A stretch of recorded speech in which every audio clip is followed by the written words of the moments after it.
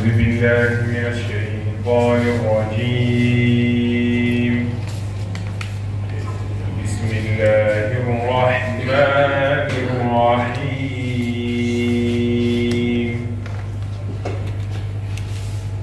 الحمد لله رب العالمين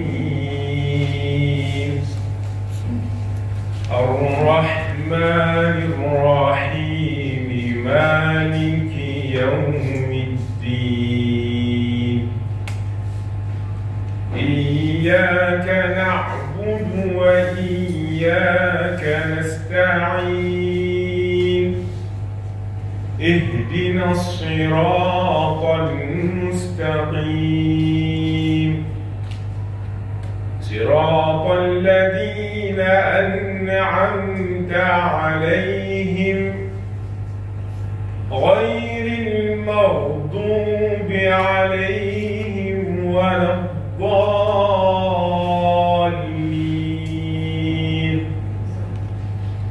بسم الله الرحمن الرحيم.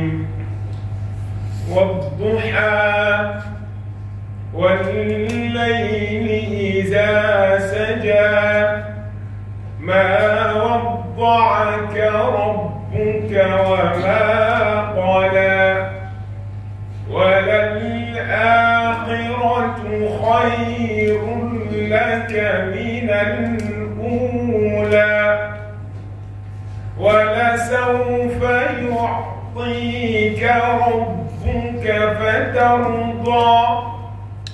ألم يجدك يتيما فآوى ووجدك ضالا فهدى ووجدك عائلا فأغنى. فأما اليتيم فلا تقهر وأما السائل فلا تنحر وأما بنعمة ربك فحدث. صدق الله العظيم. Assalamu alaikum wa rahmatullah. Je voudrais d'abord remercier le cousin qui a commencé par ces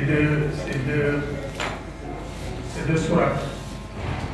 Je voudrais le remercier et demander à Allah de lui accorder la bénédiction accordée à tous ceux qui récitent le Coran. Je voudrais vraiment dire toute la gratitude que nous avons.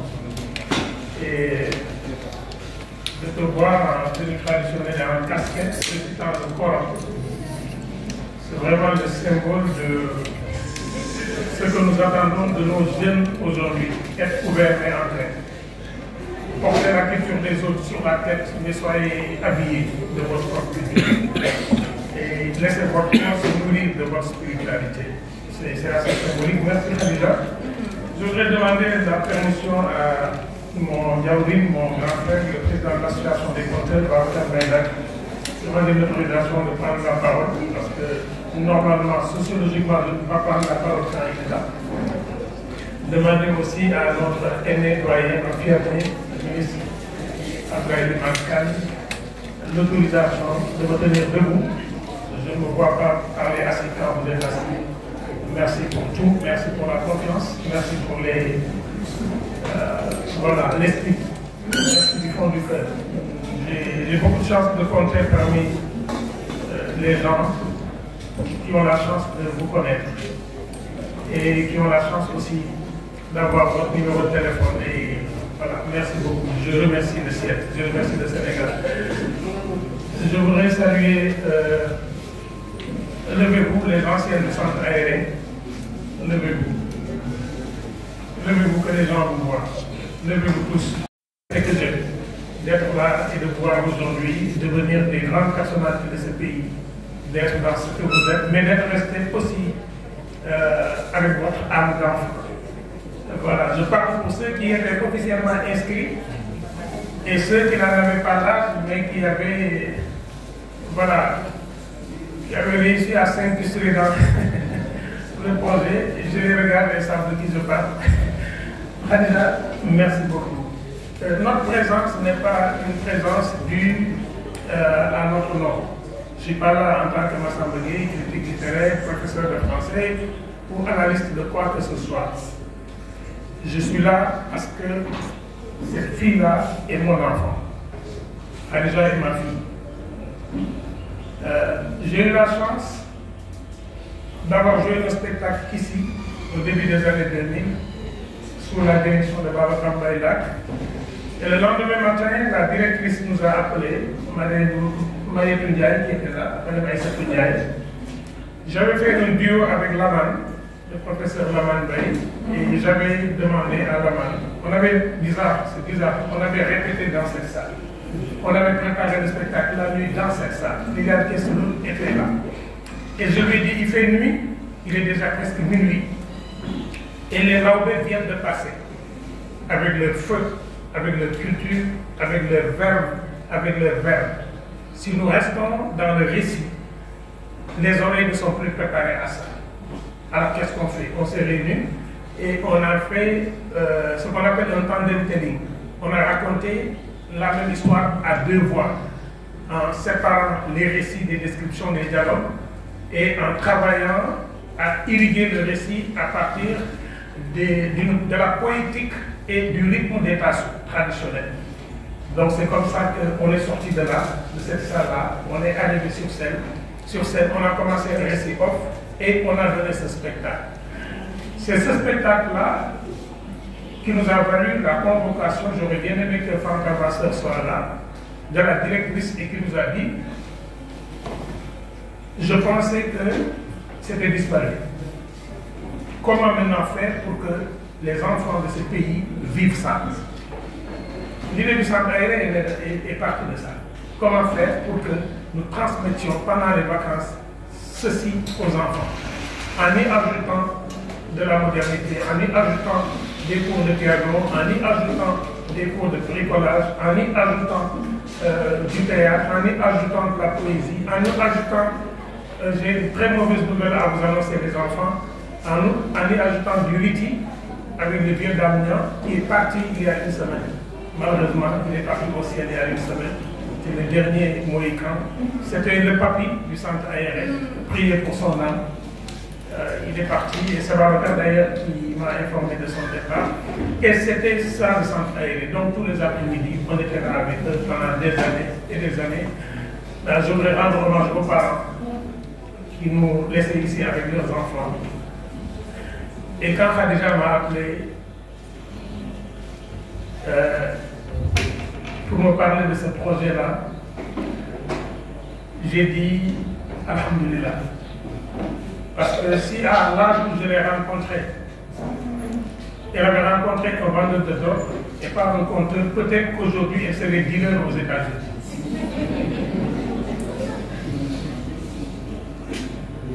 Réfléchissez bien ce que j'ai dit. Elle a rencontré le compte et les compteurs, très jeune. Elle finit par écrire un livre de comptes. Si elle avait rencontré des vendeurs de drogue à cet âge-là, à l'aide de ses parents, qu'est-ce qu'elle serait devenue aujourd'hui? Très riche certainement, multimilliardaire, avec des maisons à 2 millions, mais tu ne serais jamais venu convoquer ta famille ici. Donc merci aux parents. Merci à Khadija. J'ai fait ma prière de 14 heures sur une nappe qu'elle m'a donnée. Je pouvais y ajouter un chapelet qu'elle m'a donné et lire après des versets sur un Coran qu'elle m'a offert et qu'elle m'a envoyé alors qu'elle était aux États-Unis. C'est pourquoi je vous dis merci aux parents. Merci aux parents et merci à elle.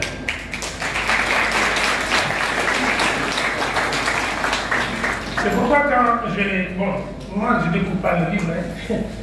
On a vraiment dialogué sur tout le projet, sur tout le projet, sur tout le projet. Et hier j'ai dit, je fais comme si je ne connaissais pas le projet et je vais relire le livre dans ces deux versions. la version anglaise pour encore apprendre de l'anglais et la version française pour échanger avec le public. D'abord, ce que je voudrais dire, c'est que ce livre est écrit par un peu. Quand il était plus petit, je l'appelais la Pelette. Aujourd'hui, c'est une grande dame, enseignante comme moi. Ce livre est écrit par un peu. Je vous assure, c'est le petit-fils de Leïti Guissé qui vous parle. C'est le petit-fils de Ngouldi Maramout qui vous parle. C'est le petit-fils de Fat Dioum qui vous parle. J'ai goûté au lait peu et ça, son poulabou est dans ce livre. La dernière histoire,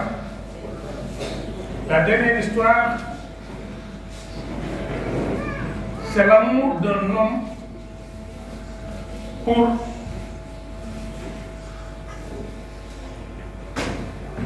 je vais vous montrer l'image. C'est l'amour d'un homme pour cet animal-là.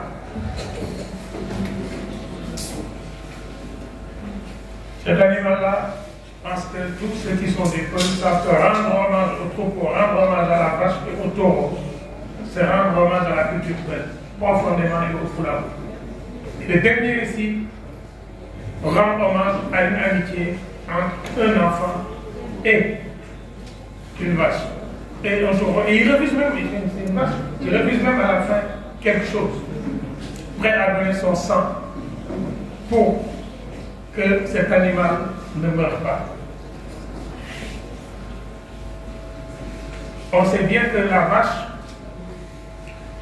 symbolise le pouvoir économique de la femme.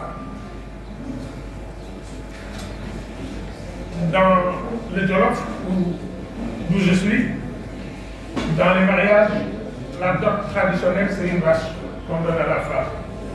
Mais c'est cette même vache-là qui donne le lait, qui permet d'aller vendre et qui assure la dépense quotidienne, la survie de la famille.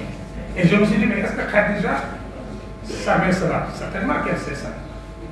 Mais est-ce qu'elle sait qu'elle répond à un des vieux contes africains autour de Ngari Maouli? Parce que là aussi, c'est l'histoire de l'amitié entre une femme et une vache. Et c'est cette amitié-là qui sauve la vie de l'enfant. En reprenant ce terme traditionnel, on dit, mais comment est-ce qu'elle peut être aux États-Unis et être aussi ancrée dans son écriture? Mais ne perdez pas votre temps. Si vous parlez anglais à vos enfants dès la naissance, si vous leur parlez français dès la naissance, pour qu'ils aient de bons diplômes, ils n'auront jamais ce substrat culturel-là. C'est parce qu'elle a entendu cette langue-là toute sa vie. C'est parce qu'elle a été imbibée de culture, de proverbes qu'elle comprenait, qu'elle ne comprenait pas. Et cela, on ne l'acquiert que dans les langues naturelles ou les langues maternelles. Pourquoi Bon, tous ceux qui connaissent Khadija, ils savent que Khadija, machallah, elle fait plus vieille dans sa tête que son corps. Parfois je dis, mais est-ce que Khadija, est-ce que c'est Khadija ça? Ah, machallah. Parce que l'écriture est extrêmement complexe pour un auteur qui naît. Parce que la naissance d'un auteur, c'est l'apparition de son premier ouvrage. Nous avons un récit qui est construit autour de macro et de micro-récits. Nous avons un récit global de Khadija. Et ce récit raconte une histoire entre Guido et sa petite fille. Et il y a un infra-récit à l'intérieur de ce récit-là. Les personnages que Khadija crée d'autres personnages à l'intérieur de leur récit. Ce qui génère un premier conte, qui génère un deuxième conte, mais entre les deux contes, le récit premier revient.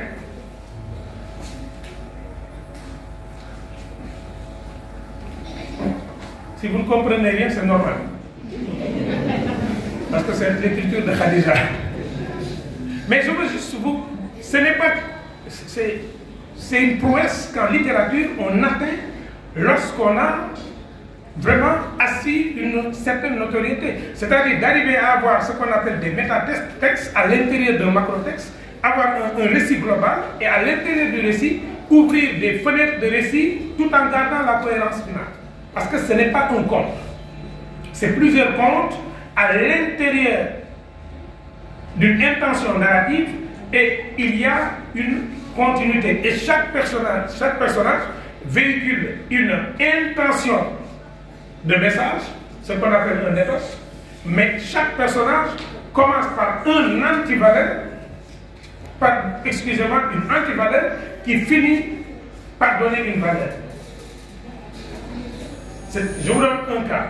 Vous connaissez le premier personnage, il s'appelle encore Naya. Naya. Quand un peuple vous dit Midjani, c'est différent de quand il dit, quand il veut dire le contraire, il dit quoi? Midjabani. Et dans ce livre, les enfants qui sont ont appris à dire non.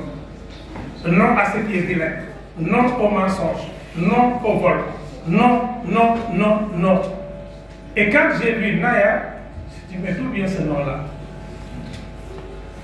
D'où vient que ce premier personnage négatif, envieux, qui est le roman sénégalais 6 de 2024, tic-tic, du doyno, gisut lim am, lu nit am yéene wu ko ko.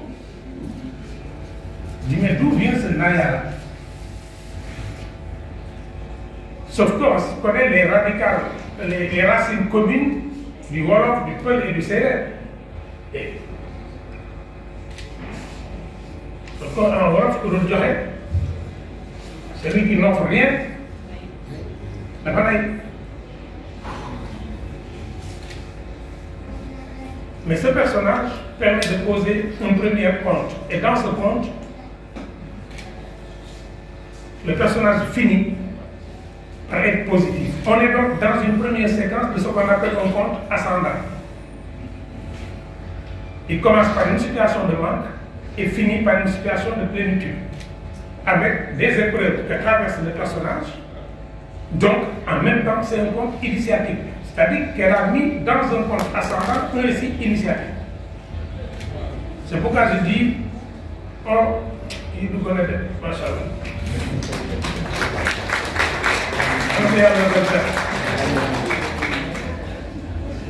Et dès que cette histoire finit, on est pressé d'aller à l'autre histoire, mais l'auteur dit non, c'est moi qui écris, c'est moi qui raconte, je prends mon temps, toi lecteur, je te tiens et assis-toi là.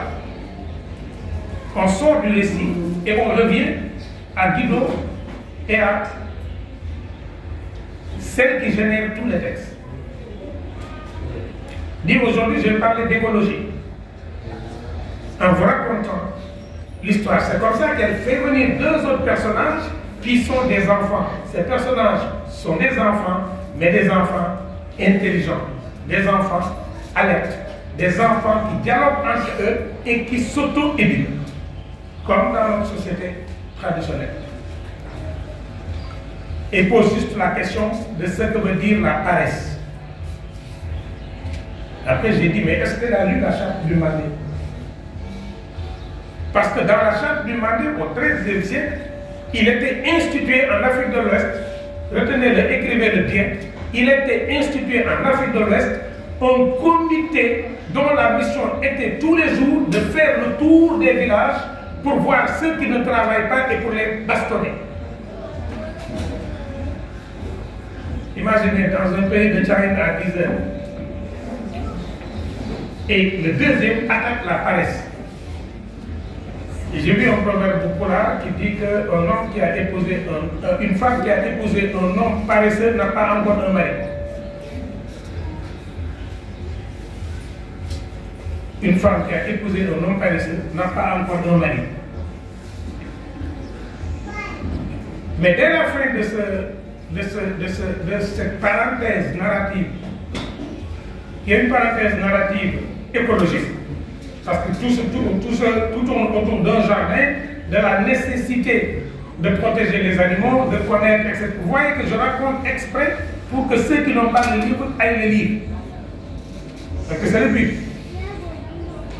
On rentre dans un deuxième conte. Et c'est ce conte-là qui est un conte créé. C'est un conte qu'elle a inventé. Elle a inventé parce que quand on regarde la structure du conte, on a deux ellipses, deux anachronies et le monde du rêve qui arrive sur le premier conte. Les ellipses sont volontaires et les anachronies sont volontaires. Mais c'est ça qui me montre que ce conte est un conte moderne. Et ce n'est pas elle qui m'a dit. Mais le conte porte les stigmates de sa modernité. Elle a travaillé à brouiller les pistes en allant sur une introduction de Guido a dit, Guido raconte, et elle crée une fin impossible en disant Guido ne peut pas raconter ce qu'on ne lui a pas raconté. Mais elle plonge son personnage dans une situation qui lui permet d'avoir tous les possibles. C'est la situation de rêve. Cet enfant a rêvé d'un possible et cet enfant a réalisé le possible. Voilà le message de ce conte-là. On ne peut pas tuer le rêve de nos enfants en projetant sur nos enfants nos propres échecs. Ce n'est pas parce qu'on est mathématicien que notre enfant doit faire série S. Ce n'est pas parce qu'on a raté notre série S que notre enfant doit faire la revanche. Nous ne sommes pas des lutteurs dont les enfants doivent prendre la revanche des combats scolaires échoués. Beaucoup de nos enfants ont vu leur rêve tué parce que nous avons essayé de prolonger nos rêves sur eux. Et pourtant, Okonko le dit bien, Chinua Achebe le dit bien dans Le Monde s'effondre. Quand Okonko, l'homme le plus fort, a un fils efféminé, Ikemefuna, le soir, il se dit, mais d'où me vient cet enfant? Moi, Okonko le plus fort, d'où me vient cet enfant qui ne me ressemble pas? On dirait que j'ai donné au monde une femmelette. Et le soir, Okonko, qui est là, médite. Et il ne se rend pas compte que la nuit passe. Et le lendemain matin, il trouve la réponse. Parce que le feu qui, le soir, le réchauffait, en traversant la nuit, est devenu une cendre. Il pose sa main sur la cendre, et la cendre est très très douce. Et il se dit dans sa tête, la cendre la plus douce est née du feu le plus ardent. Mon fils doit être bon, mais ne sera pas ma photocopie.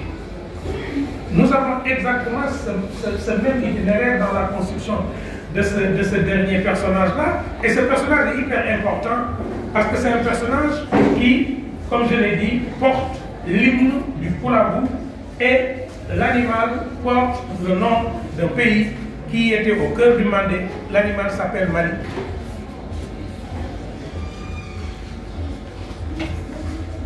Si Mali vous semble étranger, retournez aux grandes chansons classiques, au premier inceste raconté dans l'histoire de l'Afrique de l'Ouest, Mali Sayo. Parce que c'est l'histoire d'un inceste en fait. Même si ça se passe au confluent, au bas Foulabé, c'est l'histoire aussi d'une sœur qui aimait son frère. Alors ce livre de Khadija, à mon avis, dans sa version anglaise et dans sa version française, est un mot bien connu. Merci à ceux qui nous ont transmis.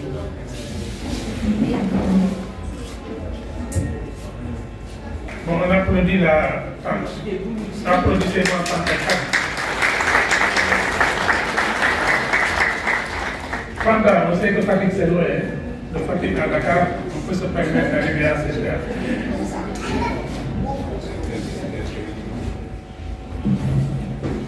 Donc, pour terminer cette brève, très brève présentation, parce que j'avais 4 choses à dire, parce que je pense que ce livre, je peux en parler pendant 2 heures, sans revenir sur aucun aspect littéraire. Parce qu'il contient, c'est une mine. C'est une mine. J'ai la chance, par la grâce d'Allah, d'avoir fait une thèse sur le conte. J'ai fait ma thèse sur le conte. Et le sujet, c'était du conte traditionnel au conte moderne, étude des variations et permanences stylistiques et thématiques. Et je regrette que ce texte-là ne fasse pas partie de mon corpus. Parce qu'il donne des pistes extraordinaires. Elle, c'est une conteuse. Elle est une conteuse. Elle sait raconter, elle sait tenir en haleine, elle sait suspendre un récit, créer un récit à l'intérieur du récit, embrayer sur le premier récit, revenir sans qu'on ne perde le fil du macro-récit, le plus grand récit. C'est un talent qui n'est pas donné à tout le monde, c'est un talent généralement donné à des auteurs dont l'enfance a été baignée d'oralité et de récit. Mais pour terminer, quand on rend hommage à Mamie, à Papilla, quand on rend hommage aux personnes âgées, alors qu'on est aux États-Unis, c'est un message qu'on donne. Que ces personnes ne sont pas des charges. Elles ne sont pas qu'une puissance humaine à générer de l'économie dont ils vont se débarrasser quand le seuil de productivité est atteint. Et ce livre montre qu'en Afrique, jusqu'à présent, pour ceux qui pensent que les grands-pères, je l'ai dit dans une émission, on m'a traité de tous les noms d'oiseaux sur les réseaux sociaux, et bon, c'est ça qui me nourrit. Ça fait partie de mon ADN. J'ai dit, tous ceux qui ont construit de belles maisons dans de beaux quartiers, et qui pensent que leur maman, venue du Fouta, de Koki, de Diaoubé, ou bien de Koungé, cassent le décor et qui les ont mis au premier étage et qui ne descendent jamais, ce sont des criminels sociologiques. Et ils privent leurs enfants d'une source extraordinaire d'humanité. Ce n'est pas pour rien qu'on a fait du petit-fils le cousin ou la cousine ou la petite-fille du cousin ou cousine à plaisanterie du grand-père et de la grand-mère. Ce n'est pas pour rien que les maris déçus sont là au premier rang. Tous les ex-maris là, les vieux, les grands-pères là, que Khadija n'épousera jamais, tant que je serai vivant. Tous, ils sont là au premier rang, bien habillés. On va prendre vos bonbons et vos sucettes et on vous informera à 18h après le mariage. Si les grands-mères et les grands-pères ne vivent pas avec nos enfants, est-ce que nous ne... Ils ne peuvent pas... Moi, je pense que les enfants africains, particulièrement, qui sont privés de ces moments-là avec les grands-parents, ils doivent porter plainte pour violence faite à l'enfant. Parce qu'ils ont droit, ils ont ce droit de la transmission. Ils ont le droit de vivre cette vie que nous avons vécue et qui a fait de nous qui nous sommes. C'est ma grand-mère qui m'a éduqué. Seule elle m'a éduqué.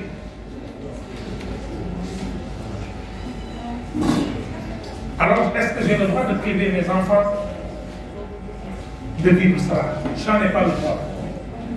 Pour nous tous, qui sommes allés à notre école, ce livre est un message. Celui à qui on n'a rien transmis ne peut rien porter et ne transmettra rien. Un enfant ne peut jamais pour un jouet dont il ignore l'existence. Vous connaissez le mot qui va au gars et vous nous dites. Si vous achetez des pistolets pour vos enfants, demain s'ils sont des agresseurs, quand ils vont au tribunal alterner, s'ils dorment un jour, dormez l'autre jour à sa place, vous êtes responsable.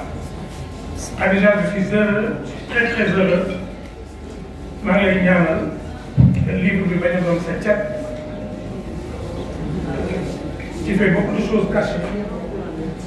Mais malheureusement, Barnaul Guilémon, Boutido Tiron, le chamallow peut naître sous un livre mais ne peut pas grandir dedans. Donc achetez ce livre, lisez-le. Il nous reste maintenant à l'envoyer au ministère de l'Éducation nationale, à l'envoyer et à demander qu'il soit intégré dans la lecture complémentaire des enfants pour la maternelle et le premier cycle. Parce que je pense que c'est là-bas qu'il y a sa place. Merci beaucoup. Ma mère m'avait dit, si celui qui parle n'est pas fatigué, qu'il ait au moins pitié des oreilles qui l'écoutent.